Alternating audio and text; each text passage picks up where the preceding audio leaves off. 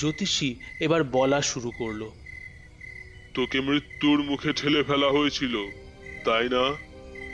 হ্যাঁ, আর? তোকে ছুরিকাঘাত করা হয়েছিল, ঠিক বলছি? বাহ বাহ, একদম একদম ঠিক বলেছেন। বলে সে জামার বোতাম খুলে নিজের বুকটা দেখালো। সেখানে একটা সেলাইয়ের দাগ স্পষ্ট। Welcome to audio tales by Souvik. Bangla ও বিশ্ব সাহিত্যের বিভিন্ন ধারার গল্প শুনতে চলে আসুন আমাদের এই চ্যানেলে। আজকের গল্পটি জনপ্রিয় ভারতীয় শিশু সাহিত্যিক আর.কে নারায়ণের লেখা অ্যান অ্যাস্ট্রোলজার্স ডে। তাহলে শুরু করা যাক। প্রতিদিন কাঁটায় কাঁটায় ঠিক দুপুর 12টায় সে নিজের পসার খুলে বসত। তার জিনিসপত্রের মধ্যে ছিল গোটা ডজন কড়ি ঝিনুক, একটা 4 চৌকো কাপড়ের টুকরো, তাতে জ্যোতিষ শাস্ত্রের জটিল তত্ত্বের কি সব যেন নকশা আঁকা, একটা ছোট নোট বই আর এক বান্ডিল পুঁথি। তার চওড়া কপাল জুড়ে ছাই ভস্য আর সিঁদুর মাখানো, আর তার উজ্জ্বল দুই চোখে এক অস্বাভাবিক তীক্ষ্ণ দৃষ্টি, যা আসলে সর্বক্ষণ পথ চলতি মানুষের ভিড়ে নতুন মক্কেলদের খুঁজে চলেছে। কিন্তু তার সরল মনের মক্কেলরা তার চোখের এই দীপ্তির কারণেই তাকে বিরাট জ্যোতিষজ্ঞ মনে করত। তার চোখের এই প্রখরতা আরো বেশি প্রকট হতো সেগুলোর অবস্থানের কারণে। রাঙা কপাল আর গাল বেয়ে নেমে আসা মোটা কালো গোঁফের ঠিক মাঝে এমন অসাধারণ সে মুখমণ্ডলী যে কোনো হাবাগোবাকেও যদি এরকম সাজিয়ে বসিয়ে দেয়, তাকেও বিরাট জ্ঞানীগুণী লাগবে। আর এসব কিছুর ঊর্ধ্বে তার মাথায় বাঁধা থাকতো একটা গেরুয়া রঙের পাগড়ি। এইরূপ বর্ণবিন্যাস ব্যর্থ হতো না। মধু খেতে আসা ভ্রমরের ন্যায় মক্কেলরা তার কাছে একেবারে ছেঁকে আসতো। টাউন হল পার্কের ঠিক পাশে রাস্তার ধারে একটা বিরাট তেঁতুল গাছ চারিদিকে তার শাখা প্রশাখা বিস্তৃত করে রেখেছে। ঠিক সেই গাছটার তলাতেই এই জ্যোতিষ বাবাজি বসত। জায়গাটা তার ব্যবসার জন্য চমকপ্রদ ছিল। সরু রাস্তাটা সর্বদাই ব্যস্ত থাকে। রাস্তার দুপাশে সারি সারি দোকানপাট, ওষুধের দোকান, চোরাই হার্ডওয়্যারের দোকান, ম্যাজিক দেখানোর সরঞ্জাম এবং সর্বোপরি একটা সস্তা জামা কাপড়ের বিক্রেতা। সারা দিন সে এত হাঙ্গামা করত যে সব সময় তার দোকানের সামনে ভিড় লেগে থাকতো। আর সেই কোলাহলে যোগ দিতে পাশেই একটা বাদামওয়ালা কাঁচা বাদাম বিক্রি করতে বসতো। এক এক দিন সে এক এক অদ্ভুত নামে তার বাদাম বিক্রি করত। কোনোদিন হাঁক পারত, এ বম্বে বাদাম খেয়ে যান বম্বে বাদাম। দ্বিতীয় দিন বলতো, এ দিল্লি আমন্ড খাবেন নাকি, দিল্লি আমন্ড। আবার তৃতীয় দিন নামটা পাল্টে গিয়ে হতো, এ টাটকা তাজা খেলে রাজা, রাজার মুখরোচক খেয়ে যান ইত্যাদি। আর লোকেও ভিড় করে তার দোকান থেকে বাদাম কিনত। এই ভিড়ের বেশ কিছুটা অংশ জ্যোতিষীর কাছেও এসে পড়ত। সন্ধ্যের পর পাশের বাদামওয়ালার বাদামের ঢিপির ওপর ধোঁয়া ওঠা এক চিলতে জ্বলন্ত অগ্নিশিখার আলোতেই জ্যোতিষী নিজের কাজ চালিয়ে নিত। আসলে এই রাস্তাটায় কোনো সরকারি স্ট্রিট ল্যাম্প না থাকায় ব্যাপারটা কিন্তু আরো রহস্যময়, আরো মায়াময় হয়ে উঠত। দোকানপাটের আলোতেই জায়গাটা আলোকিত হতো। দু একটা দোকানে জ্বলতো গ্যাস বাতি, কয়েকটা দোকানে পোলের ওপর সলতে লাগিয়ে তাতে আগুন জ্বালানো, কিছু দোকানে আবার পুরনো সাইকেলের বাতি লাগানো, আর কয়েকটা এই জ্যোতিষীর মতো অন্যের আলোতেই বেশ চালিয়ে নিত। জায়গাটায় যেন সন্ধ্যের পর এক অদ্ভুত আলো ছায়ায় কাটাকুটি খেলা চলত। এই আলো আঁধারি পরিবেশ কিন্তু জ্যোতিষীর কাজের জন্য বেশ উপযুক্ত ছিল। আসলে সে জীবনে কখনো জ্যোতিষী হতে চায়নি বা ভাবেওনি। নিজের সাথেই পর মুহূর্তে কি হবে যে জানে না, সে আবার অন্যের ভাগ্য গণনা করবে কেমন করে? গ্রহের ফের সম্বন্ধে সেও তার সরল মনের মক্কেলদের মতোই অজ্ঞ ছিল। তবুও তার হাবভাব এবং কথা বলার ভঙ্গিতে এমন একটা ব্যাপার ছিল যা তার মক্কেলদের তার দিকে আকর্ষিত করত। সবই অধ্যয়ন, অনুশীলন এবং অনুমানের খেলা। তবে যাই হোক, কাজটা কিন্তু অন্য সকল সৎ মানুষের কাজের কিছু কম ছিল না। দিনের শেষে সে তার প্রাপ্য উপার্জন নিয়েই ঘরে ফিরত। বেশ কয়েক বছর আগে কোনো পূর্ব পরিকল্পনা ছাড়াই হঠাৎ সে তার গ্রাম ছেড়ে চলে আসে। গ্রামে থেকে গেলে তাকেও চালিয়ে যেতে হতো তার পূর্বপুরুষদের কাজ, যথা জমি চাষ, বসবাস, বিবাহ এবং ভুট্টা ক্ষেত ও পৈতৃক ভিটার দেখভাল করা। কিন্তু সেইটা আর হলো না।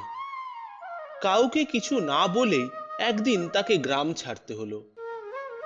একজন গ্রামবাসীর কাছে এটা একটা বিরাট ব্যাপার।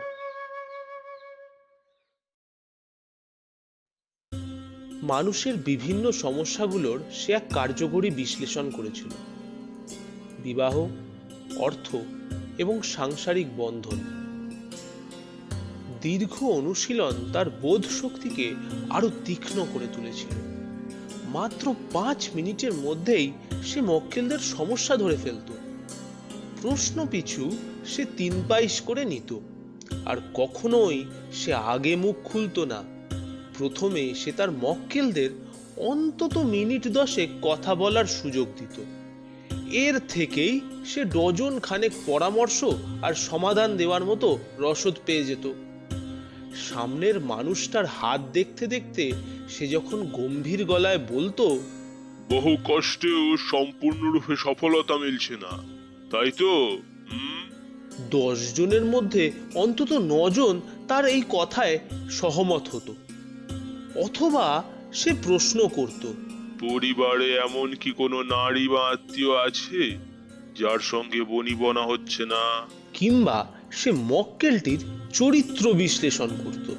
বেশিরভাগ সমস্যাই তোর প্রকৃতির কারণে, না হলে শনির যা অবস্থান তা সত্ত্বেও এই দশা হয় কি করে?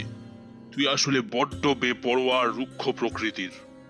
এমন ধরনের সব কথা খুব সহজেই তাকে তার মক্কেলদের মনে প্রিয় করে তুলত।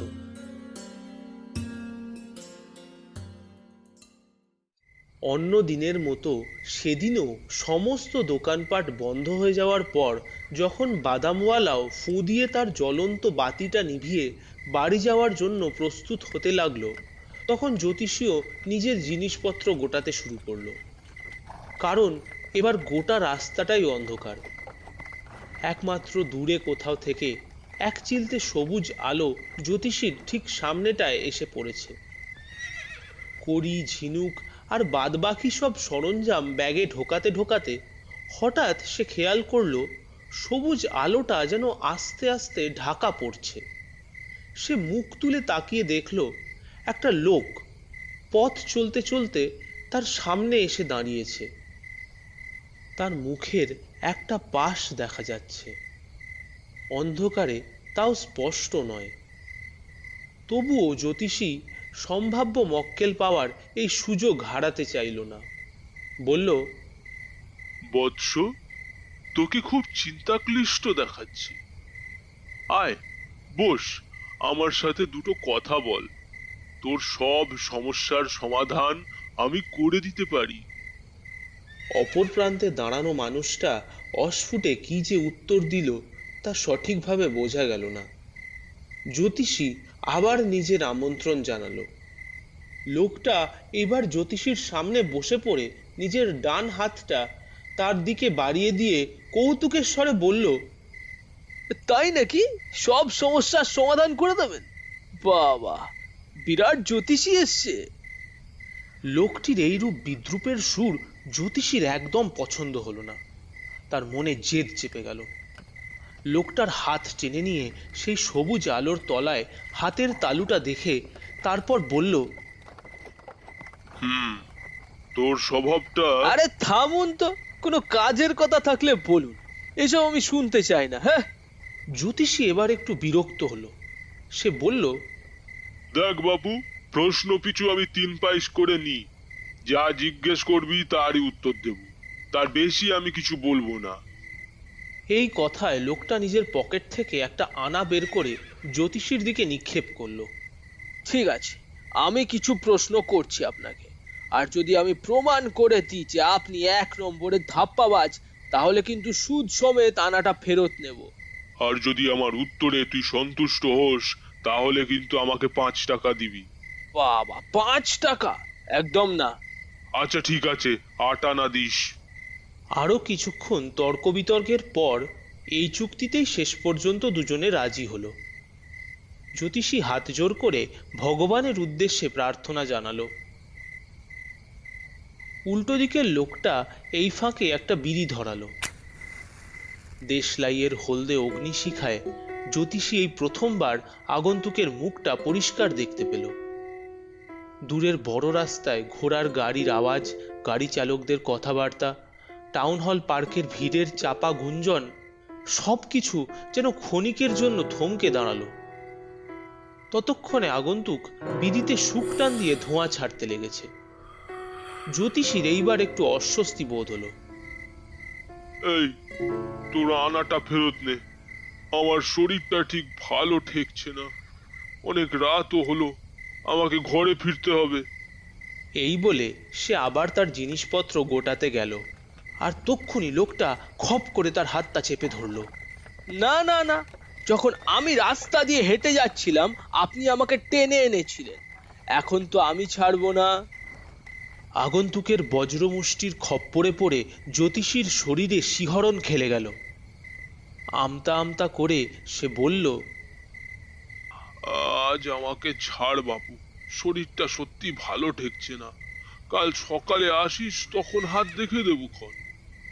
লোকটা নিজের হাত জ্যোতিষীর মুখের সামনে তুলে ধরল, বলল, যখন কথা দিয়েছেন তখন আপনাকে আমার হাত দেখতে হবেই, আজই, এখনই। শুকনো গলায় জ্যোতিষী বলা শুরু করলো, তোর জীবনে কি কোনো নারী বা... আরে থামুন তো, এসব গপ্প আমি শুনতে চাই না। খালি একটা প্রশ্নের উত্তর দিন, আমি যাকে খুঁজছি তাকে পাবো কিনা। ব্যাস, এটার জবাব দিন, তারপর আপনার যেখানে ইচ্ছে আপনি যান, কিন্তু প্রশ্নের যথাযথ উত্তর না পেলে সব পয়সা উসুল করে নেব। ঠিক আছে। এই বলে জ্যোতিষী চোখ বন্ধ করে বিড়বিড় করে কি সব যেন মন্ত্র আওড়াতে লাগলো।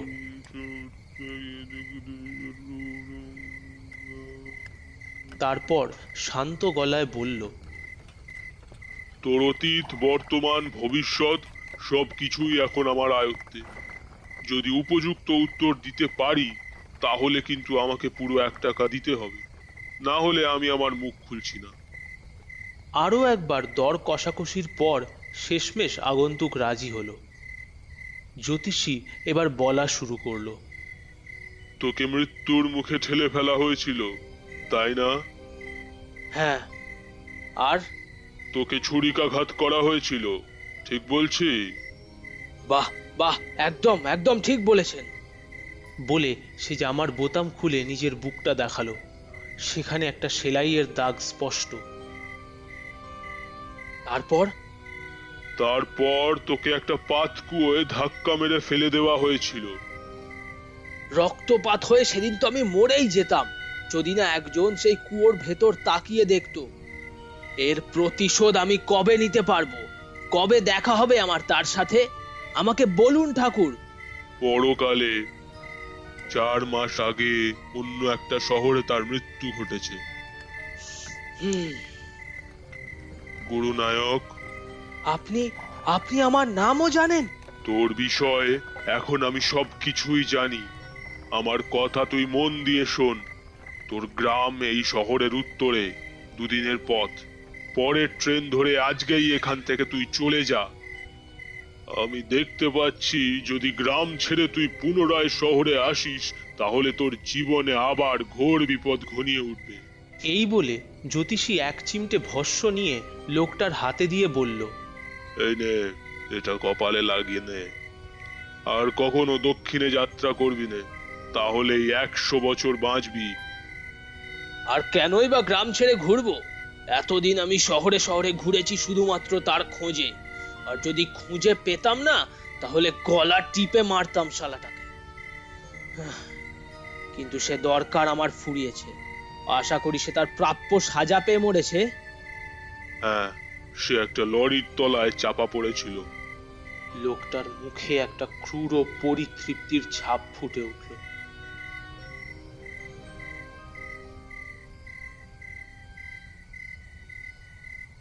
অবশেষে যখন সব গোছগাছ করে জ্যোতিষী বাড়ির উদ্দেশ্যে রওনা হলো, ততক্ষণে সারা রাস্তা ধুধু করছে। সেই সবুজ আলোটাও কখন যেন নিভে গেছে। পুরো জায়গাটাকে অন্ধকার গ্রাস করেছে যেন। সেই আগন্তুকও জ্যোতিষীকে তার পারিশ্রমিক মিটিয়ে দিয়ে তার পথ দেখেছে। প্রায় মাঝরাতে জ্যোতিষী যখন বাড়ি ফিরল, তখন তার বউ দোরগোড়ায় দাঁড়িয়ে তার জন্য অপেক্ষা করছিল। বলল, এত রাত করে বাড়ি ফিরলেন? এদিকে আমি চিন্তায় চিন্তায় পাগল হয়ে যাচ্ছি। বলি, ব্যাপারটা কি? জ্যোতিষী তার টাকার থলিটা বউয়ের কোলে উপুর করে দিয়ে বলল, হুম, কোনো এটা আজ একজন পারিশ্রমিক হিসেবে পুরোটা দিল। আচ্ছা, 1, 2, 3, 4, 12.5 আনা। বউ সেগুলো গুনতে গুনতে খুশিতে গদগদ হয়ে বলল, বাহ, কাল তাহলে নারকেল আর গুড় কিনতে পারবো। কবে থেকে খোকা নারকেল নাড়ু খেতে চাইছে। হতভাগা শুয়োরটা আজও আমাকে ঠকিয়ে দিল। কথা দিল যে পুরো 1 টাকা দেবে। কি হলো? এরকম করে কেন বলছেন? কিছু না, ছাড়ো। রাতের খাওয়া সেরে পোশাক আশাক বদলে খাটিয়ায় বসে আরাম করতে করতে জ্যোতিষী এবার মুখ খুলল। জানো তো, আজ আমার মন থেকে একটা ভার নেমে গেল। এতদিন আমি ভাবতাম আমি একজনের খুনের জন্য দায়ী। তাই জন্যই তো আমি গ্রাম ছেড়ে এখানে পালিয়ে এসেছিলাম। আজ দেখলাম সে বেঁচে আছে। সে কি? আপনি ফোন করতে গিয়েছিলেন? সে অনেক কাল আগেকার কথা। তখন আমার ছোকরা বয়স।